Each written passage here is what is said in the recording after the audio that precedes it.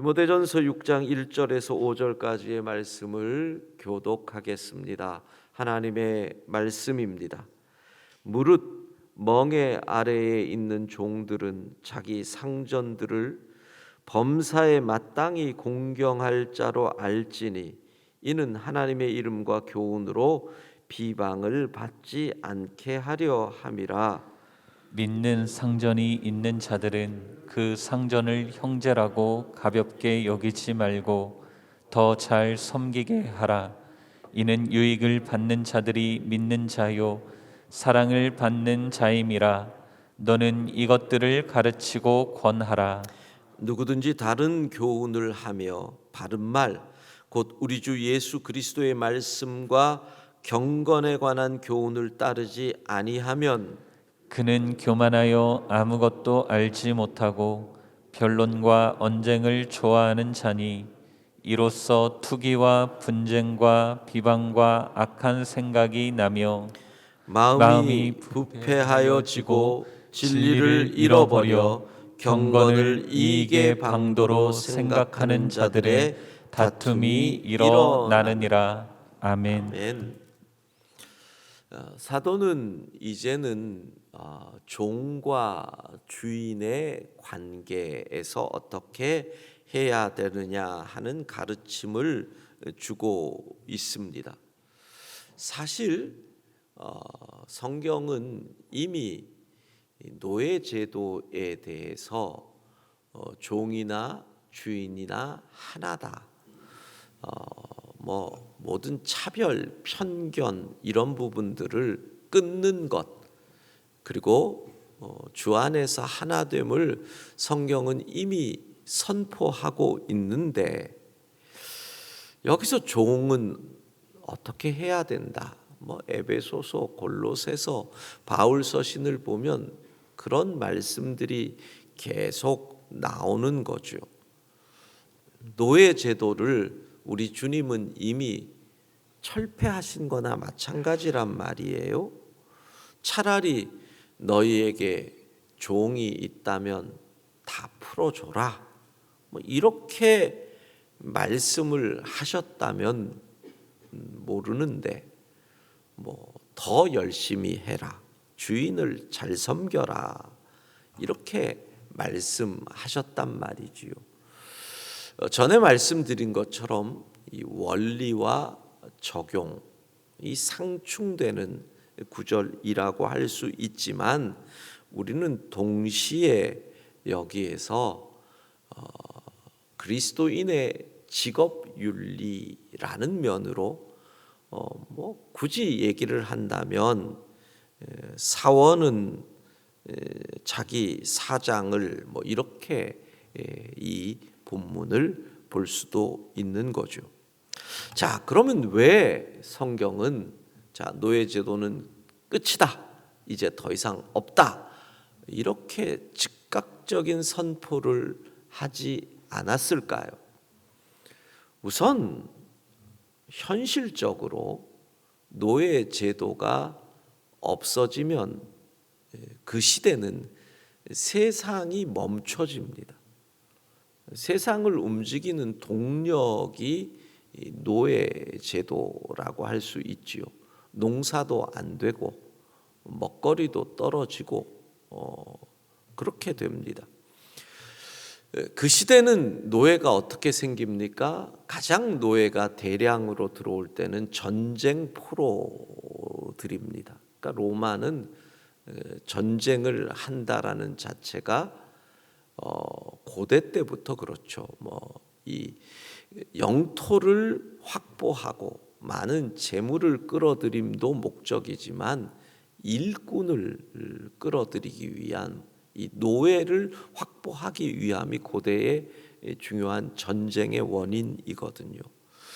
그리고 두 번째는 출생을 통해서 노예가 이어지죠. 노예의 자식은 노예가 됩니다.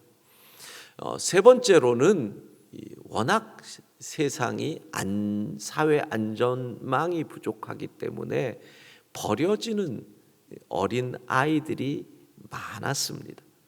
그 유기된 아이들이 거두어지며 노예가 되고 부모가 자식을 노예로 팔아 돈을 받는 경우도 제법 있었지요. 또 스스로 노예가 되는 사람들도 많이 있었습니다. 그 시대가 워낙 노예가 많으니까 그 노예됨을 선택하는 자유인들, 너무 가난해서 먹고 살기 위해서 이렇게 노예를 통해서 세상이 유지가 되고 있었다라는 현실, 그런 현실 가운데서 초대교회, 진짜 초대교회의 구성원은 거의 노예로부터 많이 이 교회가 구성이 되어 있었다라는 그 현실 속에서 이 노예제도가 폐지가 되면 세상은 멈춰지는 것과 같고요.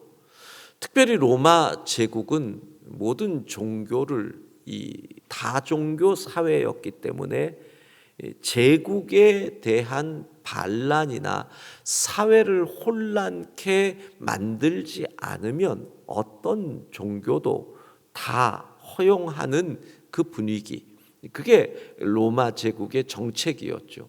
그러나 노예 해방을 교회가 선언하면 이거는 반란에 해당되는 교회의 정책이고, 복음은 뿌려지지도 못한 상태에서 교회는 뿌리채 뽑히는 일이 생기기 때문에, 그래서 초대교회는 이런 부분들에 있어서 아주 조심스러운 접근을 하고 있는 겁니다. 예를 든다면 지구의 환경의 문제에 있어서 온실가스가 얼마나 심각한지 우리는 다 알고 있습니다. 남극의 얼음이 얼고 있고, 또 이 화석 연료의 사용들로 인한 오존층에 문제가 생기고 있고, 지구 멸망의 시계가 얼마 안 남았다라는 얘기가 돕니다. 그렇지만 화석 연료가 안 좋다는 걸 알지만 오늘 당장 화석 연료 사용 금지, 이렇게는 이야기를 못 하잖아요. 노예 제도가 안 좋고 아닌 걸 알지만 지금 당장 그렇게 얘기는 못 하지요.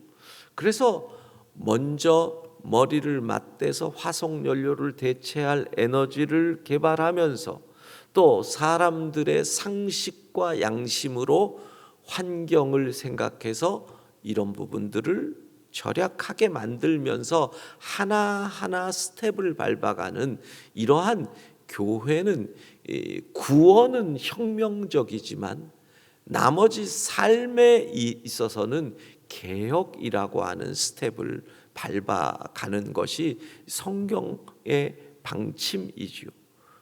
보시면 구원은 언제나 혁명적입니다. 하루아침입니다. 애굽의 장자를 죽이고 홍해 바다를 건너고 아주 혁명적입니다. 칼을 휘두릅니다. 그런데 삶의 변화는 광야의 40년 길을 걸으면서 한 걸음 한 걸음 애굽의 것을 버리고 그러면서 가나안으로 나아가는 거지요. 그러니까 우리가 예수님을 믿는 것은 하루아침에 죄를 떠나서 사단의 자녀에서 예수 믿고 구원받지만, 예수님을 믿는 자의 삶은 한 걸음 한 걸음 나아가서 개혁을 이루어 가는 거죠. 그런 관점에서 사도는 두 가지 면으로 이렇게 요즘 말로 직장 생활 해라 라고 얘기를 하는 겁니다. 자, 먼저는 믿지 않는 주인 밑에서 노예 생활을 하는 믿는 노예들, 이게 6장 1절이죠. 주인이 믿지를 않습니다. 종은 믿습니다. 그때 어떻게 해라? 더 열심히 일을 함으로 이 일로 하나님의 영광이 나타나게 하라. 이게 핵심이죠. 우리 주 예수 그리스도께서 말씀하시기를 이같이 너희 빛을 사람 앞에 비치게 하여 저희로 너희 착한 행실을 보고 하늘에 계신 너희 아버지께 영광을 돌리게 하라. 이 말씀이 직장의 현장에서 적용이 된다면 믿지 않는 주인을 섬기는 믿는 노예들은 더 열심히 해서 이 일로 하나님의 영광이 나타나도록 하라, 이겁니다. 뭐 예를 들면 상황에서 설명을 한다면 주인이 어느 날 노예들의 대표 청지기에게 묻습니다. 야, 쟤는 언제부터 저렇게 바뀐 거야? 저쪽에 저 노예는 왜 갑자기 저렇게 열심히 하는 거야? 청지기가 대답을 합니다. 주인님, 제가 옆집에 있는 어느 노예를 따라서 그 그리스도인가 하는 신을 믿는 그 집단에 들어가더니 그때부터 저렇게 열심히네요. 그래? 그러면 그 신 계속 믿게 내버려 둬라. 그 신을 믿더니 저렇게 열심히 충성을 한다면 그거 굳이 막을 필요 없지. 이렇게 된다라는 겁니다. 자, 두 번째 케이스는 이겁니다. 믿는 주인 밑에 있는 믿는 노예. 여기서는 이런 관점입니다. 그는 우리와 한 형제니 우리가 열심히 일을 하면 결국 형제에게 이익이 더 생기는 것이니까. 그러니 너는 사랑하는 형제를 위하여 더 열심히 일해야 한다. 이렇게 말하는 겁니다. 사실 이러한 말씀들이 초대교회에 그대로 적용이 됩니다. 이게 무서운 겁니다. 초대교회, 그러니까 어떻게 초기에 생긴 교회가 핍박과 환난 가운데서 로마의 제국을 기독교 국가로까지 만들 수 있었느냐 하는 부분에 있어서 바울 서신에 나타난 직업의 윤리가 초대교회 성도들에게 있어서는 그대로 순종으로 나타나는 거죠.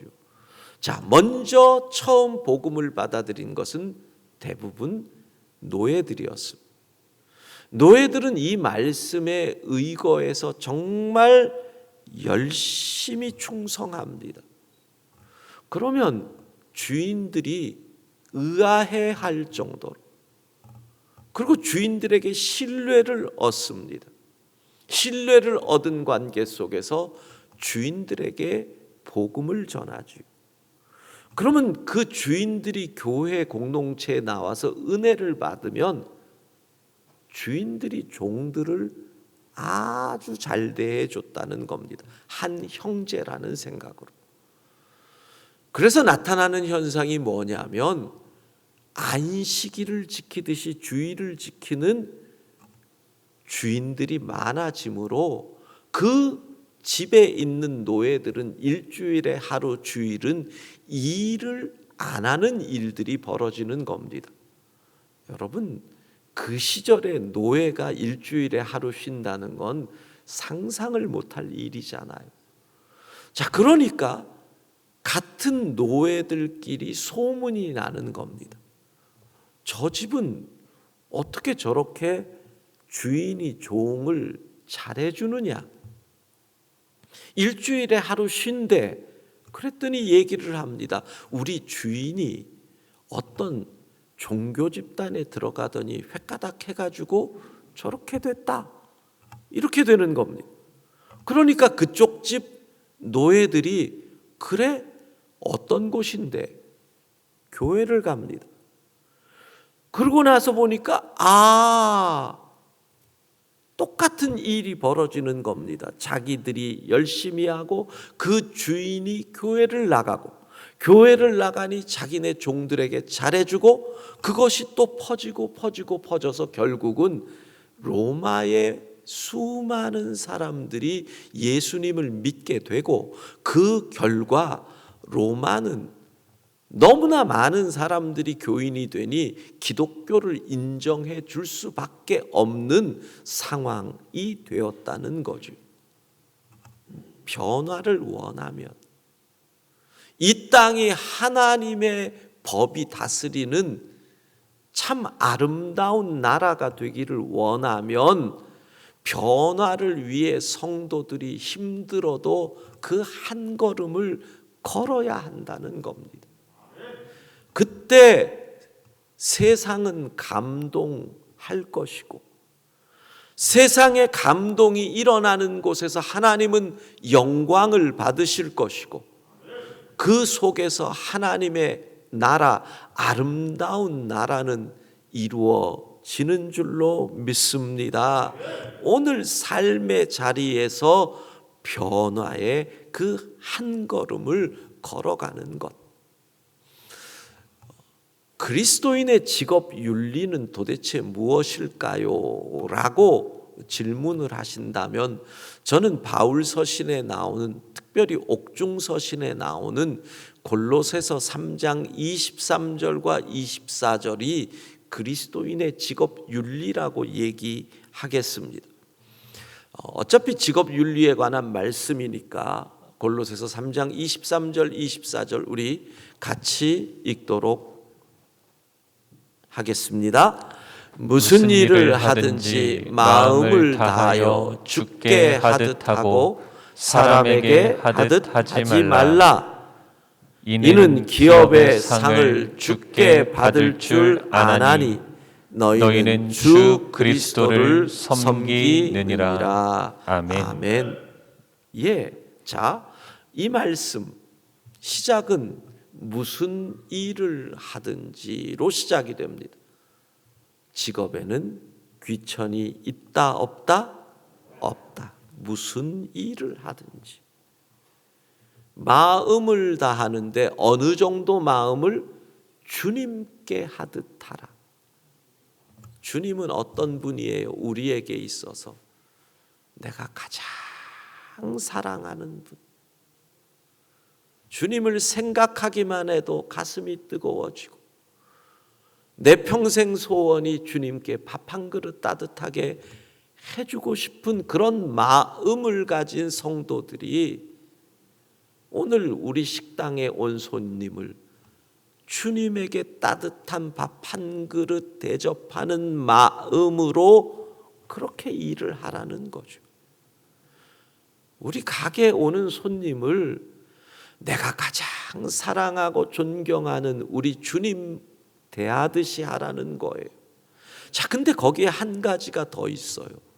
주님은 우리의 모든 것을 알고 계신다. 속일 수 없다는 거예요. 주님 앞에는 거짓이 통하지 않는다는 거죠. 그러니까 죽게 하듯 한다라는 것은 모든 것을 아시는 그분 앞에서 일을 하니 나는 정직할 수밖에 없고 꾀를 피울 수 없고 최선을 다할 수밖에 없다는 거죠. 그게 그리스도인의 직업윤리예요. 그러면 24절에 이는 기업의 상을 이렇게 열심히 충성하면 이 상을 주님께 하듯 했으니 주님의 상을 준다는 거예요. 너희가 옛날에 뭐라 그랬더라? 처삼촌 묘 벌초하듯이 이런 말이 있어요. 처가댁인데 거기에 한 걸음 더 나아가서 처가댁 삼촌의 묘를 벌초하듯이 하면은 그냥 대충 한다는 소리잖아요. 그러면 처삼촌이 주는 상을 받는 거고 사장님 앞에 하듯이 하면 사장이 주는 상을 받는 거고 무슨 일이든지 주님께 하듯 하면 우리 주 예수 그리스도 만군의 여호와 하나님이 주시는 상을 받을 줄로 믿습니다. 이렇게 오늘 하루도 마음을 다하여 주께 하듯 한다면 주의 상을 받는 하루가 될 줄로 믿습니다. 기도하겠습니다. 자비하신 하나님, 오늘 하루도 주께서 맡기신 그 삶의 자리에서 주님께 하듯 섬기고 땀 흘림으로 주님의 상을 받는 복된 하루 되게 하옵소서.